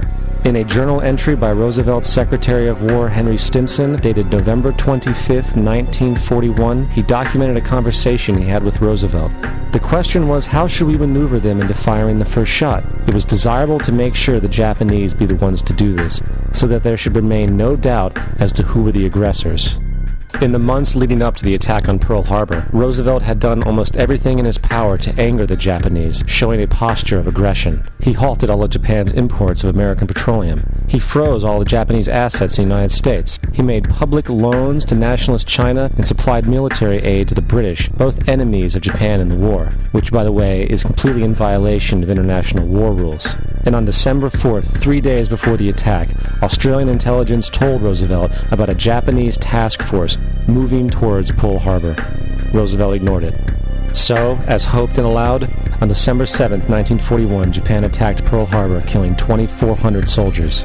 Before Pearl Harbor, 83% of the American public wanted nothing to do with the war. After Pearl Harbor, 1 million men volunteered for the war. It is important to note, Nazi Germany's war effort was largely supported by two organizations, one of which was called IG Farben. IG Farben produced 84% of Germany's explosives, and even the Zyklon B used in the concentration camps to kill millions. One of the unspoken partners of IG Farben was J.D. Rockefeller's Standard Oil Company in America. In fact, the German Air Force could not operate without a special additive patented by Rockefeller's Standard Oil.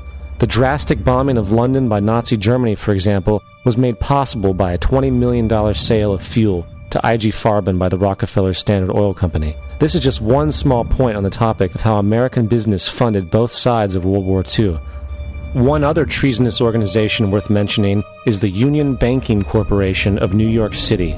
Not only did it finance numerous aspects of Hitler's rise to power, along with actual materials during the war, it was also a Nazi money laundering bank, which was eventually exposed for having millions of dollars of Nazi money in its vaults. The Union Banking Corporation of New York was eventually seized for violations of the Trading with the Enemy Act. Guess who the director and vice president of the Union Bank was? Prescott Bush, our current president's grandfather, and of course our former president's father. Keep that in mind when considering the moral and political dispositions of the Bush family. Vietnam. The United States' official declaration of war on North Vietnam in 1964 came after an alleged incident involving two U.S. destroyers being attacked by North Vietnamese PT boats in the Gulf of Tonkin. This was known as the Gulf of Tonkin Incident. This single situation was the catalytic pretext for massive troop deployment and full-fledged warfare. One problem, however, the attack on the U.S. destroyers by Vietnamese PT boats never happened. It was a completely staged event to have an excuse to enter the war. Former Secretary of Defense Robert McNamara stated years later that the Gulf of Tonkin incident was a mistake, while many other insiders and officers have come forward, relaying that it was a contrived farce, a complete lie. Once in the war, it was business as usual. In October 1966, President Lyndon Johnson lifted trading restrictions on the Soviet bloc, knowing full well that the Soviets were providing upwards of 80% of North Vietnam's war supplies. Consequently, Rockefeller interests financed factories in the Soviet Union, which the Soviets used to manufacture military equipment and send it to North Vietnam. However, the funding of both sides of this conflict was only one side of the coin. In 1985, Vietnam's rules of engagement were declassified. This detailed what American troops were and were not allowed to do in the war. It included absurdities like North Vietnamese anti-aircraft missile systems could not be bombed until they were known to be fully operational. No enemy could be pursued once they crossed the border of Laos or Cambodia. And most revealing of all, the most critical strategic targets were not allowed to be attacked unless initiated by high military officials. Apart from these imposed ludicrous limitations, North Vietnam was informed of these restrictions and therefore could base entire strategies around the limitations of the American forces. This is why the war went on so long. And the bottom line is this: the Vietnam War was never meant to be won, just sustained. This war for profit resulted in 58,000 American deaths and 3 million dead Vietnamese. So, where are we now? September 11th was the jumpstart for what is now an accelerated agenda by the ruthless elite. It was a staged war pretext no different than the sinking of the Lusitania, the provoking of Pearl Harbor, and the Gulf of Tonkin lie. In fact, if 9/11 wasn't a planned war pretext, it would be an exception to the rule. It has been used to launch two unprovoked illegal wars, one against Iraq and one against Afghanistan. However, 9/11 was a pretext for another war as well, the war against you. The Patriot Act, Homeland Security, the Military Tribunals Act, and other legislations are all completely and entirely designed to destroy your civil liberties and limit your ability to fight back against what is coming. Currently in the United States, unannounced to most brainwashed Americans, your home can be searched without a warrant, without you being home. You can in turn be arrested with no charges revealed to you, detained indefinitely with no access to a lawyer, and legally tortured, all under the suspicion that you might be a terrorist. If you need a painted picture of what is happening in this country, let's recognize how history repeats itself. In February 1933, Hitler staged a false flag attack, burning down his own German parliament building, the Reichstag, and blamed it on communist terrorists. Within the next few weeks, he passed the Enabling Act, which completely eradicated the German Constitution, destroying people's liberties. He then led a series of preemptive wars, all justified to the German people as necessary to maintaining homeland security.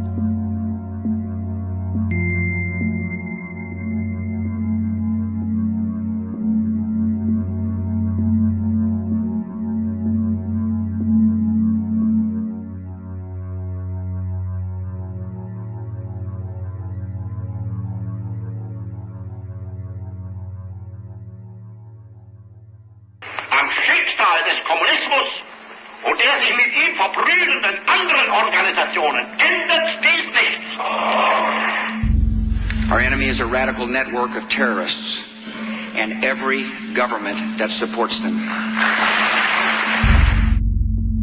It's time to wake up. The people in power go out of their way to make sure that you are perpetually misled and manipulated.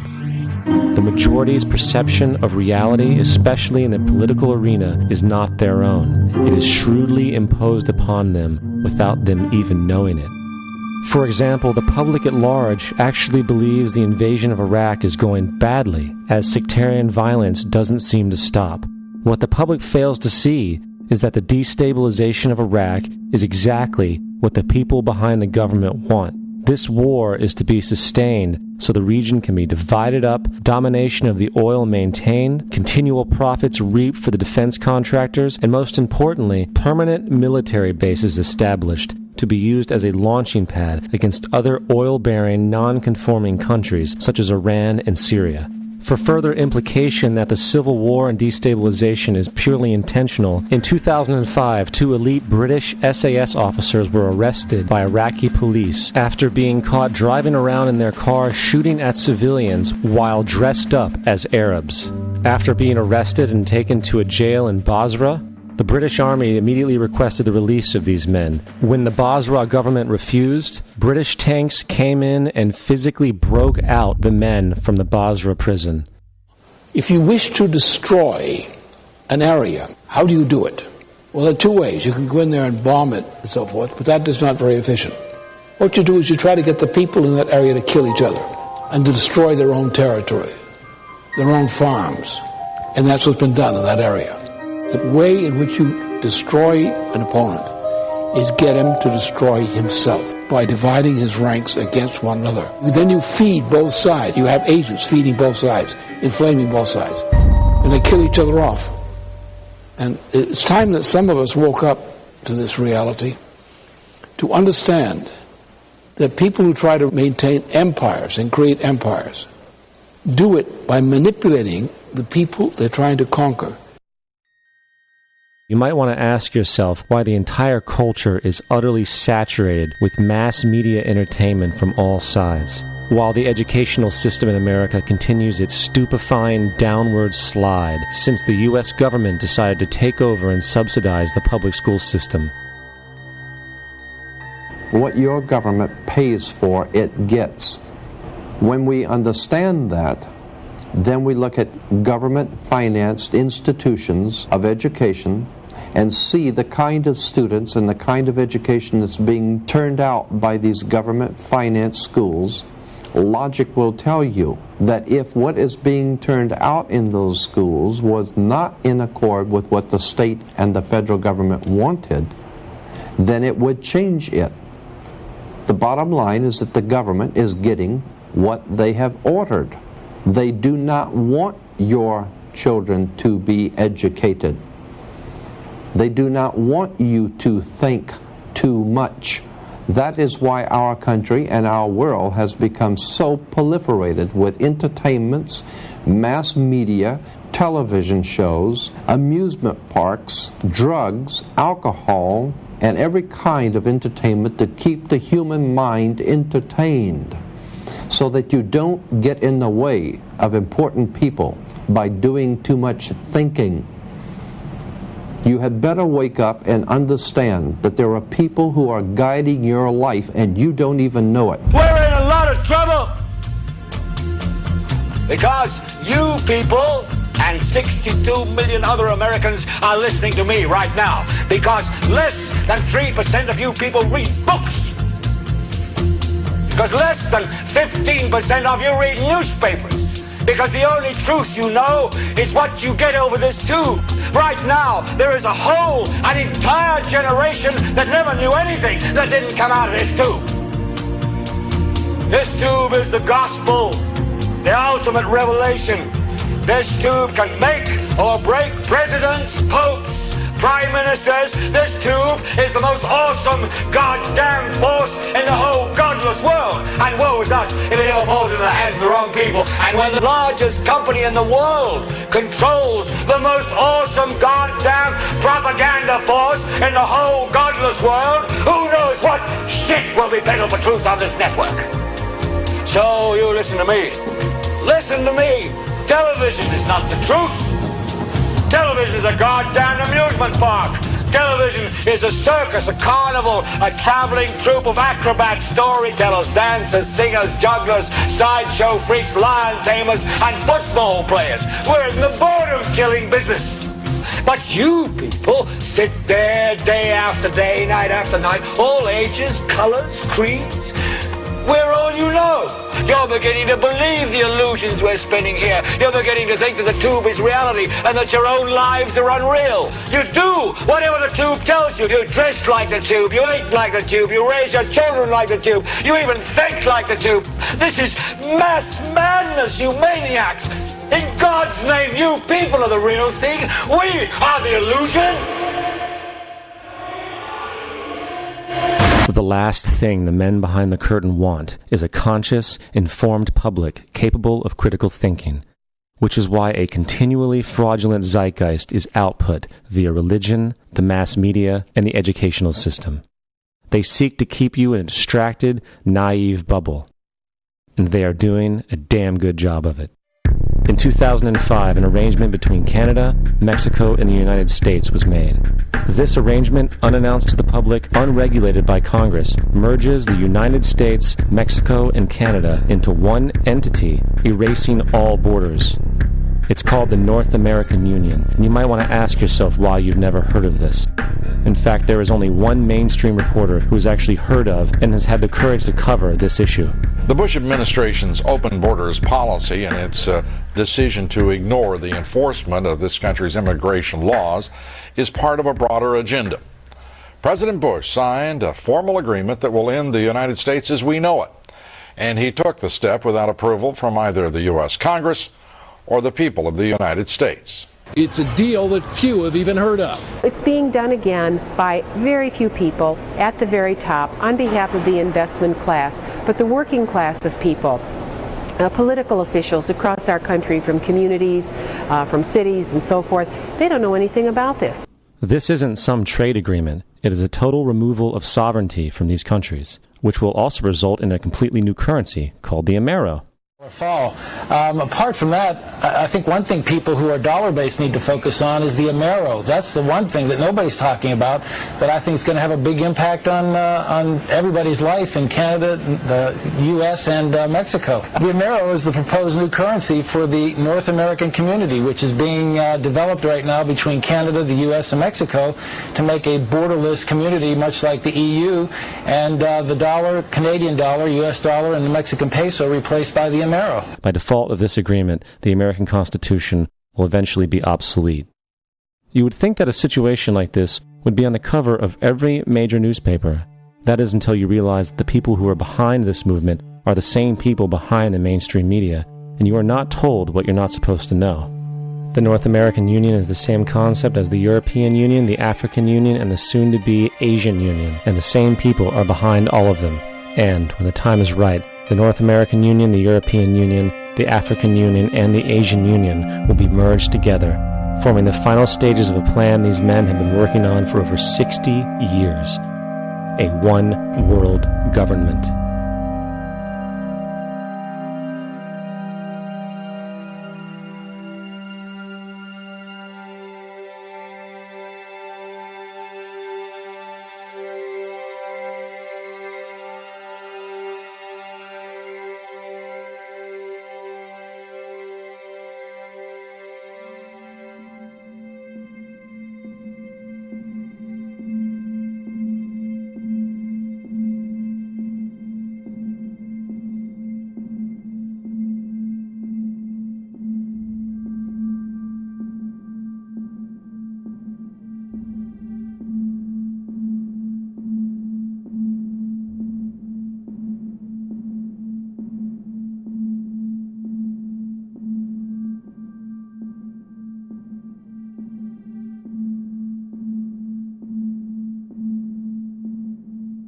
One bank, one army, one center of power.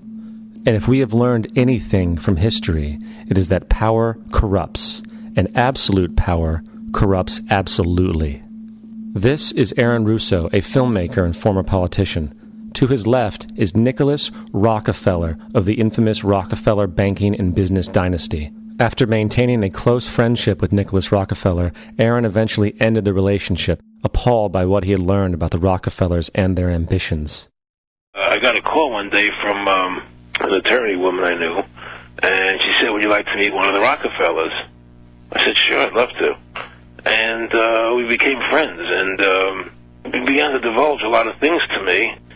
So he said to me one night, he said that there's going to be an event there, and out of that event, you're going to see we're going to go into Afghanistan, so we can run pipelines from the Caspian Sea. We're going to go into Iraq to take the oil and establish a base in the Middle East, and we're going to go into Venezuela and try and get rid of Chavez. And the first two they've accomplished. Chavez they didn't accomplish. And he said you're going to see guys going into caves looking for looking for people that they're never going to find. You know, he was laughing about the fact that you have this war on terror. There's no real enemy. He's talking about how by having this war on terror, you can never win it because it's an eternal war. And so you can always keep taking people's liberties away.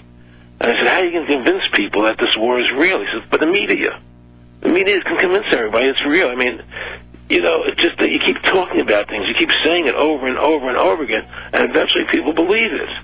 You know, you created the Federal Reserve in 1913 through lies. You create 9/11, which is another lie.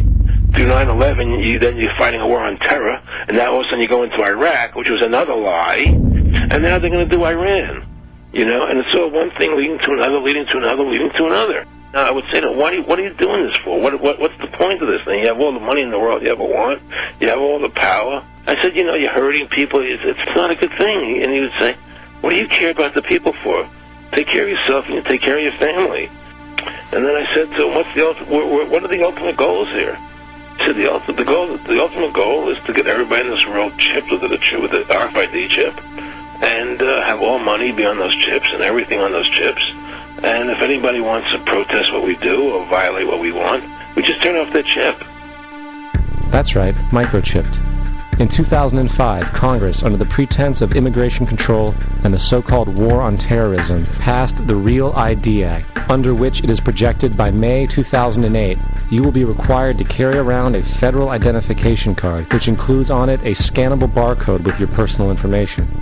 However, this barcode is only an intermediary step before the card is equipped with a Verichip RFID tracking module, which will use radio frequencies to track your every move on the planet. If this sounds foreign to you, please note that the RFID tracking chip is already in all new American passports. And the final step is the implanted chip, which many people have already been manipulated into accepting under different pretenses. We have a Florida family who are really pioneers in a brave new world. They have volunteered to be the first ever to have microchip identification devices implanted into their body. After 9/11, I was really concerned with the security of my family. I wouldn't mind having something planted permanently in my arm that would identify me. In the end, everybody will be locked into a monitored control grid where every single action you perform is documented. And if you get out of line, they can just turn off your chip, for at that point in time, every single aspect of society will revolve around interactions with the chips. This is the picture that is painted for the future if you open your eyes to see it.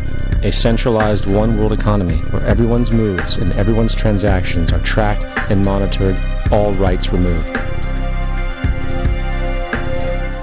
The most incredible aspect of all. These totalitarian elements will not be forced upon the people. The people will demand them. For the social manipulation of society through the generation of fear and division has completely detached humans from their sense of power and reality. A process which has been going on for centuries, if not millennia. Religion, patriotism, race, wealth, class, and every other form of arbitrary, separatist identification and thus conceit has served to create a controlled population, utterly malleable in the hands of the few. Divide and conquer is the motto, and as long as people continue to see themselves as separate from everything else, they lend themselves to being completely enslaved. The men behind the curtain know this, and they also know that if people ever realize the truth of their relationship to nature and the truth of their personal power, the entire manufactured zeitgeist they prey upon will collapse like a house of cards.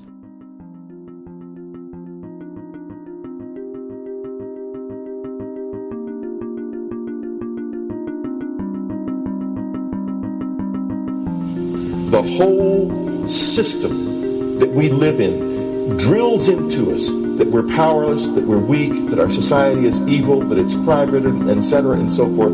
It's all a big, fat lie. We are powerful, beautiful, extraordinary.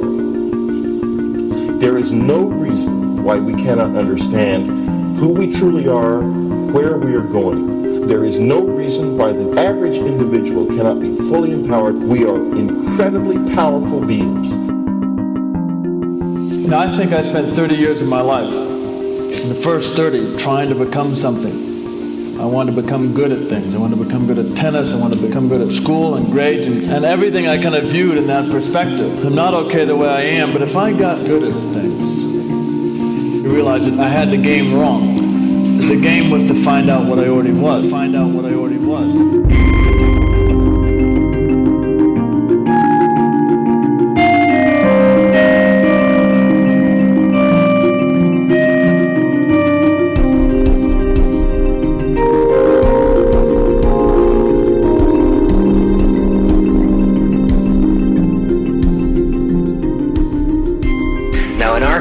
We've been trained for individual differences to stand out.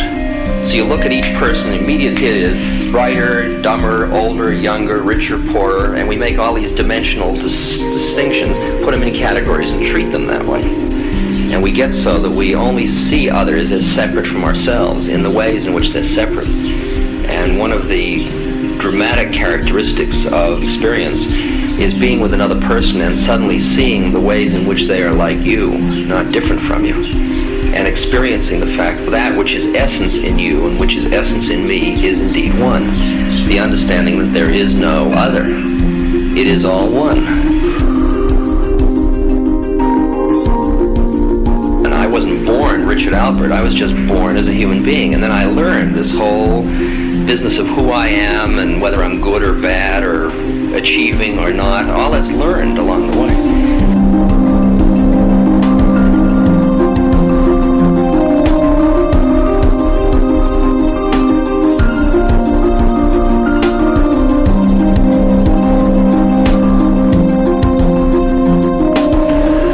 The old appeals to racial, sexual, and religious chauvinism, to rabid nationalist fervor, are beginning not to work. A new consciousness is developing which sees the earth as a single organism and recognizes that an organism at war with itself is doomed.